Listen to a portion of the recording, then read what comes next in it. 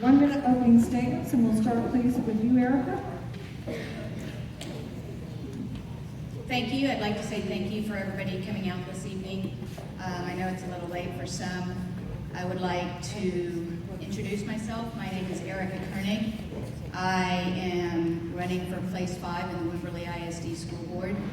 I also would like to thank the League of Women Voters for giving us this opportunity to let the community know who we are and give us the opportunity to share our information and what our reasons and our belief system to help each and every student that is in this district.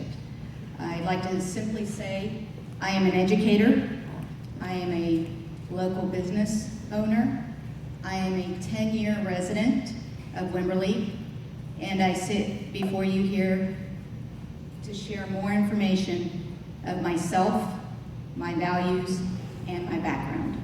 Thank you. Joe, 1 minute, please. Thank you to the slide over there.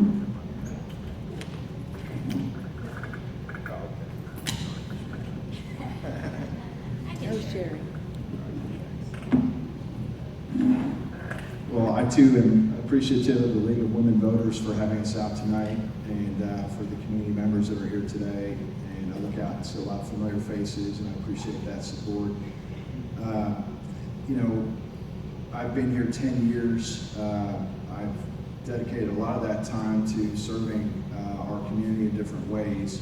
I've been part of the Wimberley Education Foundation for 8 years.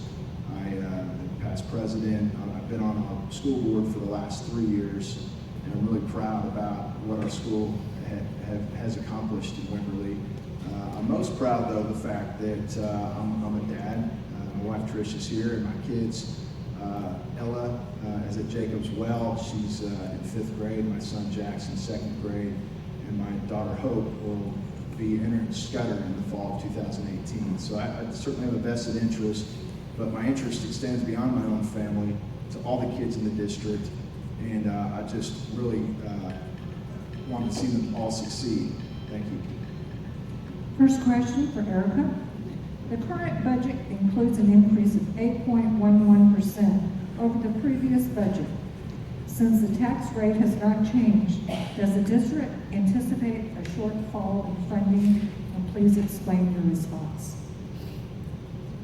I think with budgets, we always have to approach it as a group and as a team with the whole board and get as much information as possible. Any increase in a budget will be something that is directed towards the students, whether that be in or out of the classroom. And as far as the delivery of that, it is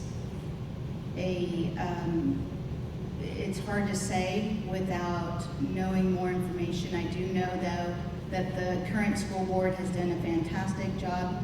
In the 10 years that I've been here, I've seen it grow and take a step into our 21st century learning.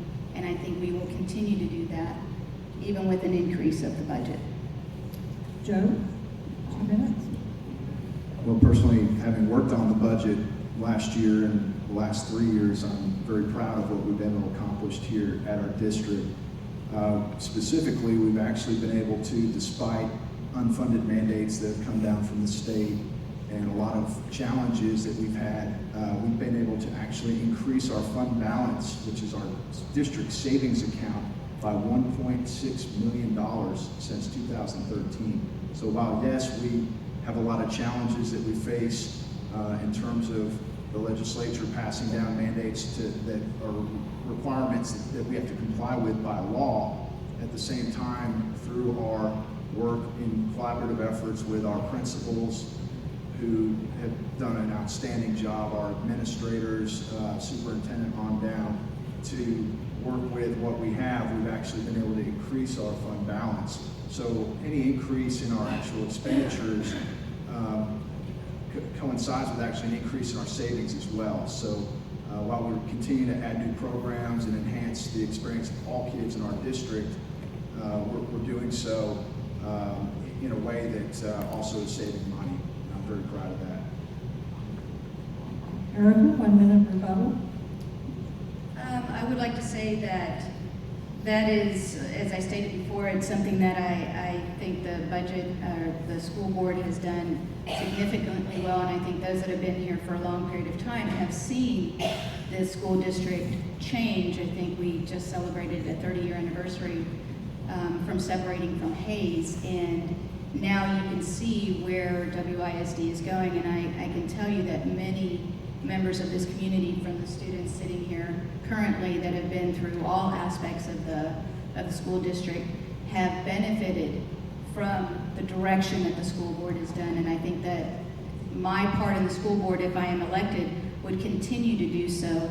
And I bring in education background, which would also keep the kids in the forefront of every decision making to continue to move forward in our innovative learning and teaching in the classroom. Next question is for you, Joe. What is your position on drug testing students in Wimberley Independent School District, and why? Our district last year underwent a comprehensive process to adopt a random drug testing program for our UIL participants. UIL participation is a privilege. It's not a right. And we had been hearing from the community that there were many students that were facing peer pressure because they maybe weren't involved in drugs and things, and also we knew that there were, you know, as we heard earlier, we have to face it even in a small town, a growing epidemic of drug use, whether it be prescription drug or illicit drugs. And so the process was extremely thoughtful. We composed a group of community members, experts in the field, and they met for weeks to make recommendations to our board that were so thoughtful, not a gotcha system, but a system that, number one, if a child was to test positive, would get them the help that they need. But number two, allow the kids that were not inclined to do that to say, no, I participate in debate or football or whatever it might be. And I get tested, so I can't do drugs, you know, and I'm not going to do that. So I'm extremely supportive of the program we've passed. I think it's one that was extremely well thought out, and you know, we continue to survey our students. I see many of them here tonight. Thank you for attending. It's cool that you guys are all engaged. And we survey our parents, and so we're constantly trying to get feedback on whether we're doing the right thing. And but overall, I'm really proud of what we were able to accomplish through our program. Thank you. Erika, 2 minutes. Did you repeat the question? What is your position on drug testing students in Wimberley Independent School District, and why? I first would like to say that I was on the committee that the school board recruited community members for. It's the Substance Abuse Prevention Advisory Council, and we did spend many of hours trying to develop the best program for the students that attend WISD schools, and that's from pre-K on up. It is a very serious problem. As a matter of fact, we just had a tragedy from a Wimberley student just this past weekend. And it hit very close to home for some of our current students in WISD. So I believe that first it needs to be a holistic program. And what does that mean? That does not mean that we have just random drug testing. In fact, the program that we delivered to the school board clearly stated that we don't want to just randomly, or call it the random drug testing policy. It is one that addresses all aspects of drugs and alcohol. We just don't want to, in part of the language, have kids pee in a cup. We want to be able to address every issue from the moment that we see problems, that we want to be able to train the teachers so that they can see, oh my gosh, this guy is acting a little bit differently, or this girl. Let's address what's going on way before we even give them a cup. Let's address issues so that they learn how to make the right decisions from kindergarten on up. So my stance is not just to provide a random drug testing. I don't believe in random drug testing alone. I think we need to have more approaches to it in which everybody is involved. Thank you. 1 minute rebuttal. Well, I basically agree with those comments. There's not much disagreement on this issue. We both agree that it's a very serious problem, and we also agree that random drug testing alone is not the answer. It's a comprehensive program. That's why we appointed a committee that would look at the problem strategically and comprehensively and make recommendations to our board that we could adopt. By the way, that committee is still meeting, and they're continuing to make, even though we passed a random drug testing policy for our UIL participants, they're continuing to meet to try to refine and develop and to further that program so it becomes a anti-drug program that is more comprehensive than just testing. Thank you. Erica, this question's for you. How does the district address the educational needs of all students?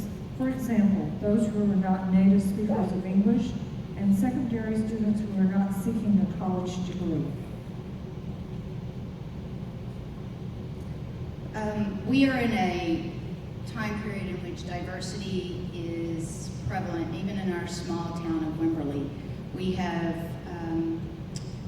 children from diverse backgrounds, not just Spanish speaking. We have people from the Ukraine, we have people from Japan, we have people from all areas. So in order to educate each and every kid, we need to take that into consideration.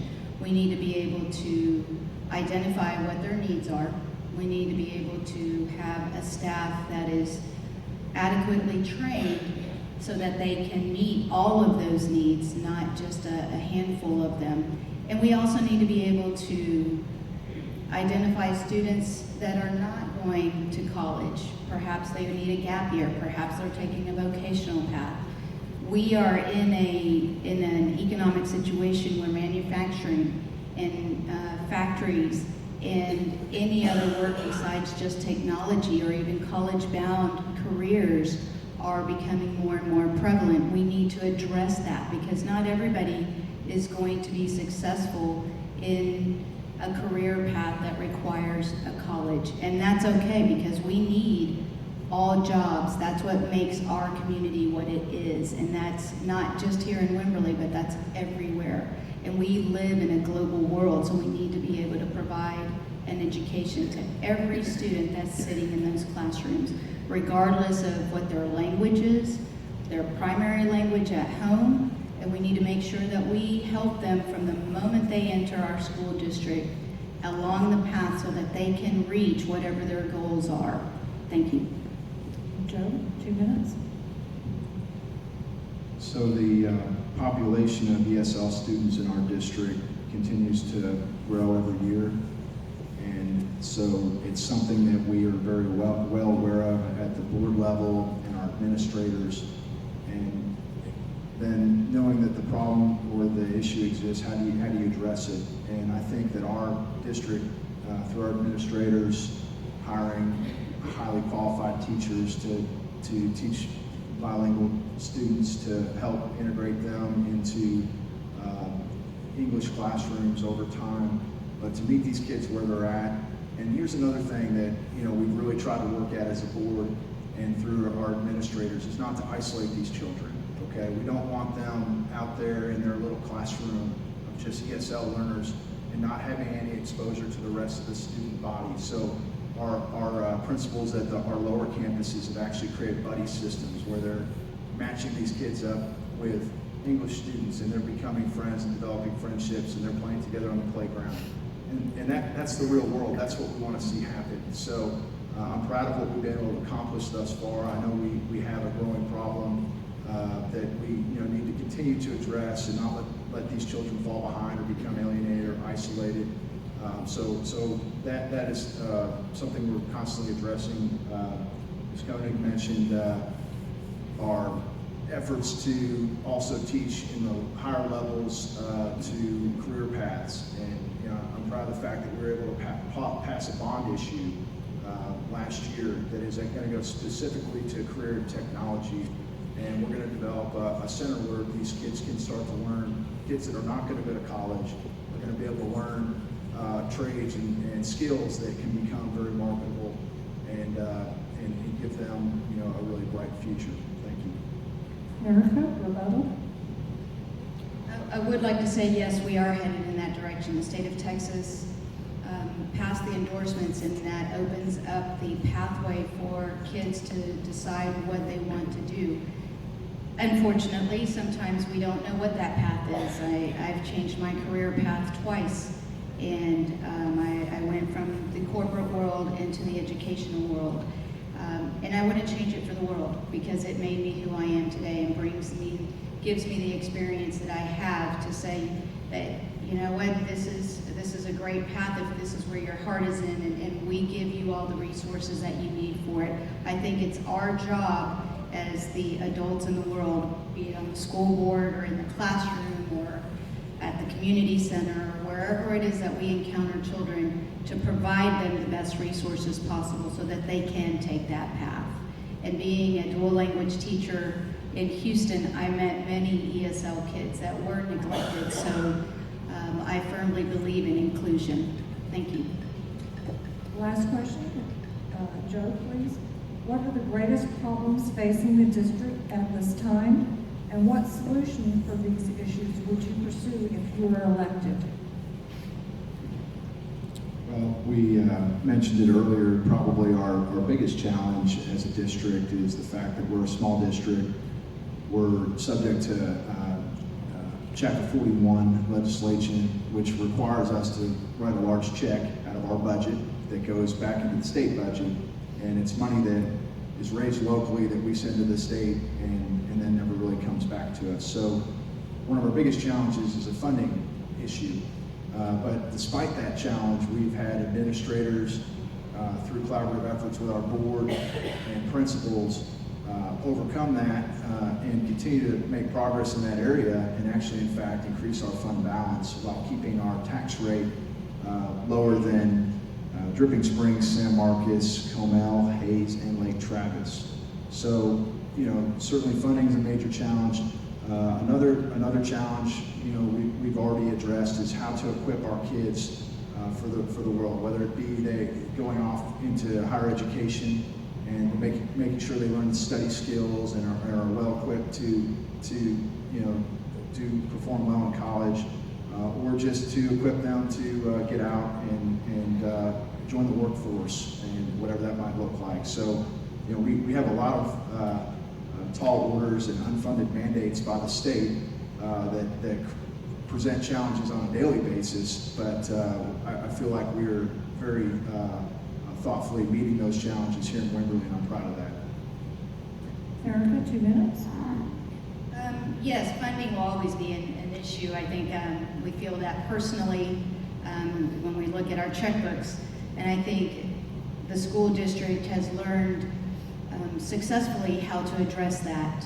I think coming from an educator's perspective, I think the biggest problem is providing academics that are taught in a manner in which the kids are actually learning and making that real world connection to them in a manner that they walk out of that classroom learning just a little bit more than they did before they walked into that classroom, because we do want them to go out into the world and we want them to become the best citizens that they can be and make informed decisions. Because I would love to see all of these kids, even though they cannot vote, I would love to see them 20, 30, 40, 50 years from now to be sitting in a situation just like this because they want to be informed. So I think the problem is, how do we instill that passion of learning, which I think we heard earlier this evening, so that it continues when they are adults and they are active participants in their community. Joe, do you have a rebuttal? Well, we're very lucky to be in Wimberley, Texas. This is a community where we have families that believe in their kids and support their kids. It's a community where we have exceptional teachers that want to be here, that work hard to be here. Every time we have a teaching position that opens up, we have 15 applicants. So this is a place people want to be. So because of that, we have been able to produce a product in our schools of kids that, that are lifelong learners, that are passionate about their education, but are also plugged into the community. We saw that through the floods last year when the kids were out there leading these flood relief efforts around town. I was so proud of those kids. Probably a lot of the ones in here today were involved in that, and that was awesome. And so, yes, we have a lot of challenges. We have STAR testing and we have unfunded mandates, but I'll tell you that our schools, our parents, our family, our community in Wimberley are meeting those challenges head on, and I'm proud of that. At this time, we'll accept audience questions.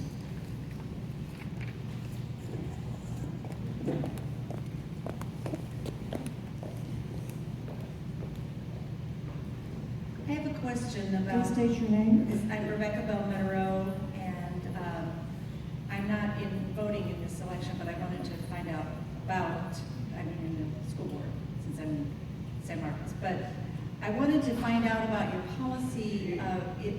Does UIL require the drug testing? And how is it, what sort of studies have you looked at that determine the effectiveness of drug testing, particularly in light of the fact that more students will use alcohol than other kinds of drugs, and alcohol goes out of your system, so it's not caught by random drug testing, or very rarely. So how was this determined then, that this was the best practice? And what drugs does it test for?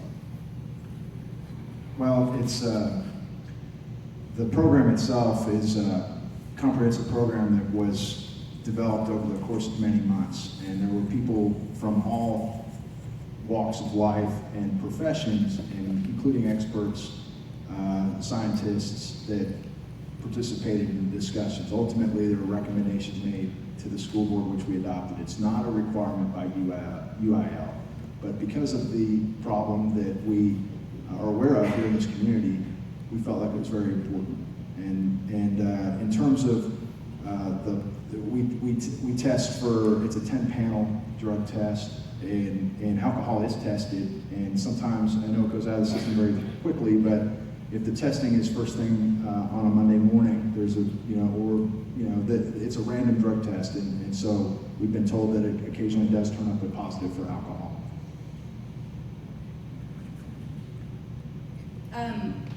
I would like to say that yes, we did spend a lot of time in the summer and last spring and researching what would be the best approach for WISD and the students that sit in those classrooms, and the parents and their concerns, and the administrators and the teachers that saw these kids day in and day out. And it is controversial because if you were to ask me, do I believe in random drug testing, I would say yes, but not alone. I don't think that is the only solution. And again, I encourage the school board and the administrators and people that walk through those halls of WISD schools to not call it a random drug testing policy, because it is actually a substance abuse policy, and it's a program, because if we want to make it comprehensive, if we keep referring to it as a random drug testing policy, then I think that's all we focus on. And we're trying to build a culture. The suggestion to the school board was to bring a culture that makes it inclusive, so the kids will say, you know what, I'm really concerned about so-and-so because they seem to be doing this. So I think it wasn't decided just because of UIL. I think the main concern was that many of our kids are experimenting with drugs more so than alcohol in our community, and these are causing some very serious problems. And sadly, a lot of our kids are not participating in any UIL activities because of the fact that they don't want to be randomly drug tested. Next audience question, please. Hello, I'm Montana.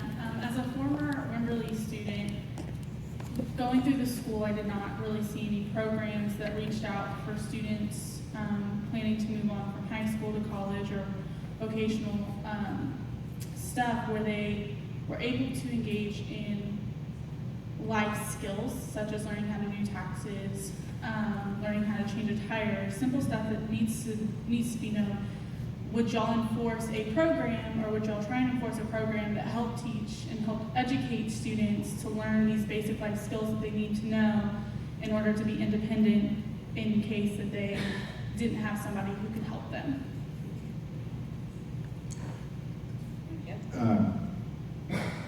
Very nice question, very thoughtful question. And yes, in fact, through our work at the Education Foundation, we've actually been able to award some really interesting, innovative grants that have addressed that very issue. A couple years ago, one of the teachers, one of the economics teachers came to us, and he found this Dave Ramsey curriculum that taught kids how to do just those things, all the financial skills from, saving money and compounding interest and things like, don't go into debt, don't sign up for every credit card offer you get when you hit college campuses. And it was an extremely successful program, and it got picked up by the district. So it was an innovative program the Education Foundation initially funded, got picked up by the district. The district, again, we are very mindful of equipping our students wholly, well, not just academically, but as good citizens and people that will be able to succeed in the real world, whether it be at a college or as a welder or whatever that might look like. We want our kids to succeed. Thank you, Montana. That is a good question. I know that the school board just passed something called project-based learning as an approach to addressing the curriculum and how do we make it so that our kids go out into the world able to do those things, and it's not an obstacle and it doesn't cause frustrations for them. So I would love to incorporate that into every lesson plan from kindergarten to 12th grade. I am project-based learning, also known as PBL, trained, and was for 10 years when I was at Houston ISD. And it is amazing that what you can teach a second grader how to write a check and balance a checkbook, so that by the time they actually go to a 5th grade class, they can become the mayor of a city, a pseudo city, because of a project that they did. Or when they get to 12th grade, they're already running a business. And these are all projects, and I would love to see the district go to that level with PBL. So I think that would address those types of issues for students. Thank you. We are kind of running out of time, so unless it's just burning, go ahead. My name is Jennifer Kirshner, and I have a question regarding one of the latest school board discussions that I heard that went on. It was about dress code and the fact that some may want to lax our dress code or give the kids a lot more freedom in dress code. And I feel it's a very reasonable dress code, as I've been, especially my thoughts are at the high school. So I wanted to get y'all's opinion on that and what you would like to see for our dress code. Personally, I think the dress code, teenagers are at a developmental age where they will test.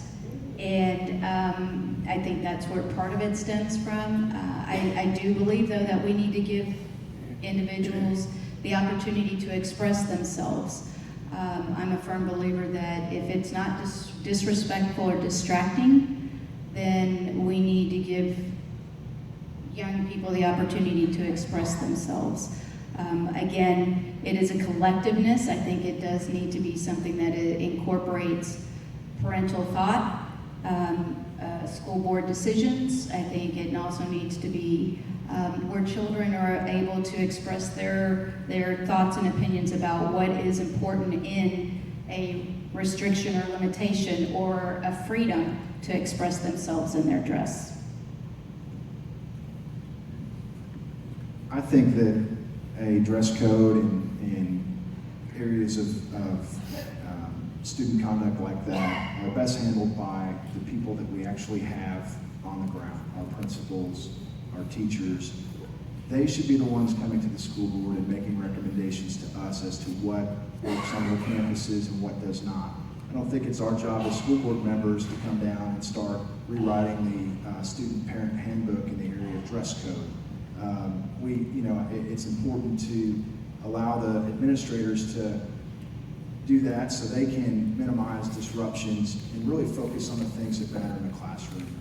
Academic learning and not things that could potentially create safety hazards or disruptions. So my position on it is, yes, I think everybody, should be able to express themselves, but it should be done within the rules that are thoughtfully adopted in our schools for a reason.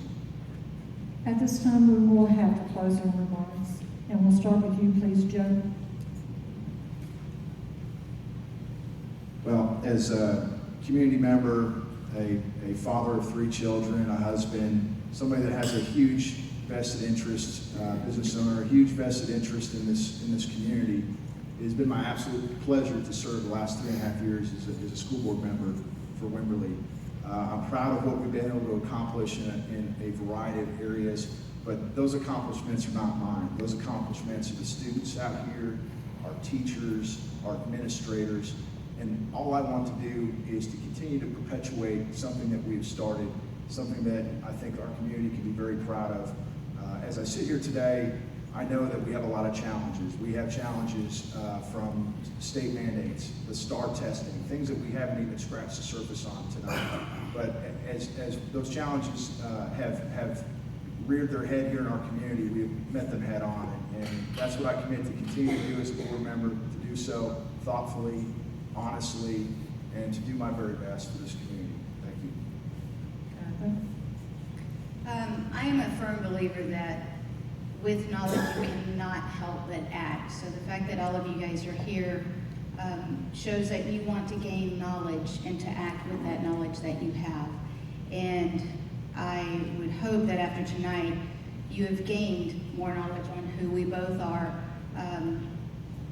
Mr. Malone has been on the school board for 3 years and has done a fantastic job, and I think the school board is progressing forward and trying to meet the needs of all the students that are sitting in those classrooms every day.